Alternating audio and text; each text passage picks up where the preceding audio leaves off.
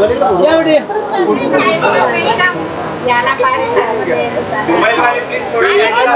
आपलं कुटुंब लहान आपण लहान असं केलं पाहिजे। आता आपली अपेक्षाही वाढली, एसी सभागृह पाहिजे, हॉल मोठा पाहिजे, दिसायला प्रशस्त पाहिजे आणि सर्व काही बाबी म्हणजे तर मग आपल्याला अडचण येणारच आहे। म्हणून आम्ही एक आढावा घेतला होता। आढावा यासाठी घेतला होता मी हे मान्यवर संचालक महोदयांना मी फोन लावला, सर्वांना विचारलं की मान्यवर किती लोक येणार आहे। सर्वांनी 450चा आकडा दिलेला होता। आता 450चा आकडा दिला तर मी म्हणलं बाबा 250 तर येतच, 100-150 कट बी केलं पण ते नाही।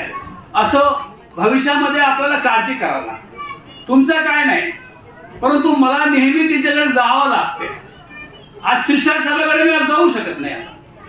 दोनदा त्यांच्या बंगल्यावर गेलो, ऑफिसला गेलो, त्यांनी लिहिलं पत्र, आम्ही सही घेतली, कार्यक्रम स्वीकारला म्हणून संजय केनेकर साहेबाची, पाटील साहेबाची, अतुल साहेबाची, भुमरे पाटील साहेबांनी सांगितलं की तुम्ही पत्रिका ठेवा, विलास शिंदेकडे त्यांच्याकडे ठेवली।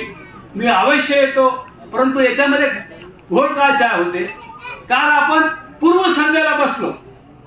पूर्व संध्येच्या संचालक मंडळांचं काम होतं की या मान्यवरांची भेटी घ्यायला पाहिजे की बाबा आपण येणार आहेत तर त्यासाठी हॉल कसं भरला पाहिजे होतं याची तयारी केली असते। आता जाऊ द्या, हे झालं आता, परंतु 36व्या सभेला आज आपल्या मान्यवर कोणी नाही हे थोडंसं वाईट वाटते। कारण आम्हाला काय की हे बसलेले जे आहे भगिनी आहे, आपले बसलेले बाळगोपाळ आहे, यांना माझी इच्छा असते की एखाद्या कुलपतीच्या हाताने